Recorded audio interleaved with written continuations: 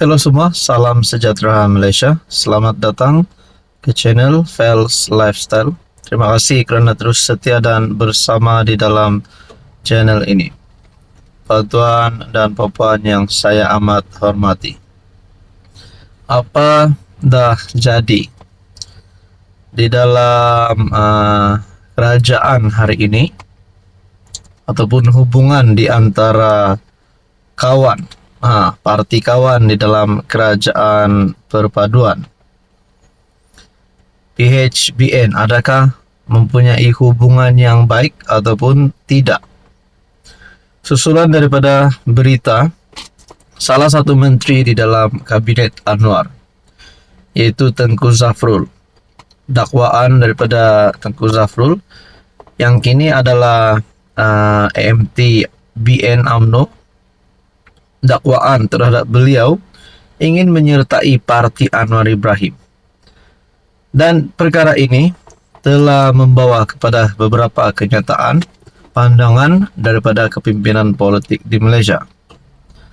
Saudara-saudara, pemimpin PKR berkata, BN patut kaji hubungan dengan Akmal, kata pemimpin PKR. Apa kenyataan Akmal? Sampaikan pemimpin PKR membuat kenyataan begini.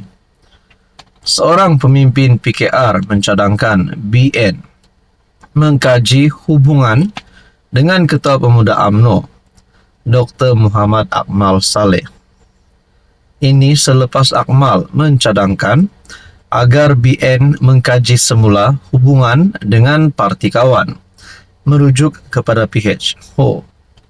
Adakah di sini terdapat satu pergaduhan ataupun satu salah faham di antara BN dan PH? Sampaikan hubungan di antara kawan di dalam kerajaan perpaduan perlu dikaji.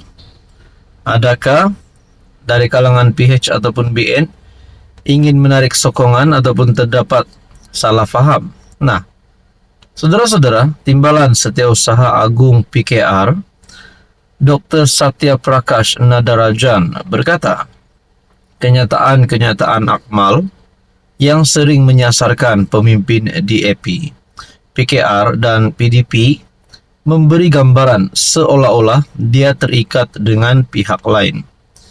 Soalan saya sangat mudah kepada Akmal.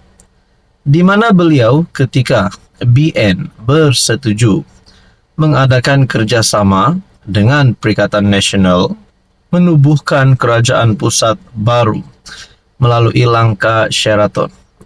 Siapa tak ingat langkah Sheraton? Sedangkan PN sapu 13 ahli Parlimen UMNO selepas PRU 14 pada tahun 2018.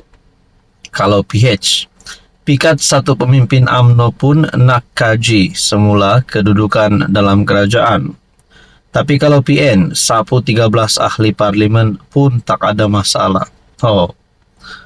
Nampaknya BN yang sepatutnya kaji semula kedudukan Akmal dalam gabungan itu yang menjadi duri dalam daging dalam kerajaan ini. Sebelum ini Akmal mencadangkan BN kaji semula hubungan mereka dengan parti kawan. Ekoran Ada Desas-Desus menyatakan ada ahli UMNO sedang dipikat pihak luar. Dalam kenyataan ringkas, Akmal berkata, langkah tersebut wajar difikirkan jika ada kawan dalam kerajaan yang tidak menghormati mereka. Akmal yang juga Exkom Melaka berkata, UMNO mempunyai maruah dan parti tidak boleh diperlekehkan. Dia dipercayai mengulas laporan mengenai Menteri Pelaburan, Perdagangan dan Industri Tengku Zafrul yang dispekulasikan menyertai PKR. Nah, saudara-saudara, adakah bermula daripada spekulasi Zafrul menyertai PKR membawa kepada keretakan hubungan di antara UMNO dan PH? Adakah dengan ini terdapat lagi pemimpin lompat sana sini? Nah, seperti yang kita tahu, Zafrul daripada UMNO BN dispekulasikan untuk menyertai PKR. Saudara-saudara, apa komen Anda? Hai, hello, salam sejahtera Malaysia. Selamat datang ke channel Vels Lifestyle. Terima kasih tuan-tuan dan puan, kawan-kawan, sahabat keluarga yang sentiasa support dan bersama di dalam channel ini. Saudara-saudara yang saya amat hormati, ini berkaitan dengan skandal rasuah di Sabah. Rupanya perkara ini masih berpanjangan dan berpanjangan. Gesaan kepada Ketua Menteri untuk letak jawatan, gesaan kepada kepimpinan kerajaan negeri untuk bubar DUN secepat mungkin bagi memberikan laluan kepada PRN Sabah. Nah, banyak saja berita yang mengaitkan setelah isu skandal rasuah di Sabah ini semakin viral dan semakin banyak pendedahan demi pendedahan. Saudara-saudara, baru-baru ini Ketua Menteri Sabah dalam satu artikel berita daripada Malaysia Kini menyebut nama Ketua Menteri Sabah, Haji G. Jumpa pemimpin PH Sabah, minta sokongan. Adakah Haji G dah terlalu kritikal? Dah dalam kedudukan yang bahaya kerana sampai berjumpa dengan pemimpin PH Sabah untuk meminta sokongan. Ketua Menteri Sabah yang berdepan tekanan kuat untuk berundur susulan skandal rasuah bertemu dengan pemimpin PH Sabah untuk mendapatkan sokongan. Sumber memberitahu Malaysia Kini bahawa semasa perjumpaan berlangsung ketika makan malam. Haji G menjelaskan isu itu dan mengulangi pendirian tegasnya dalam melindungi sumber Sabah. Sumber itu mendedahkan bahawa Ketua Menteri Sabah berkenaan berharap PH menunggu SPRM menyiasat perkara itu secara menyeluruh sebelum memutuskan sama ada untuk meneruskan kerjasama dengan GRS atau tidak. Nah, saudara-saudara, adakah dengan ini PH Sabah berkemungkinan untuk menarik kerjasama bersama dengan GRS? Dan bagaimana pula di peringkat persekutuan?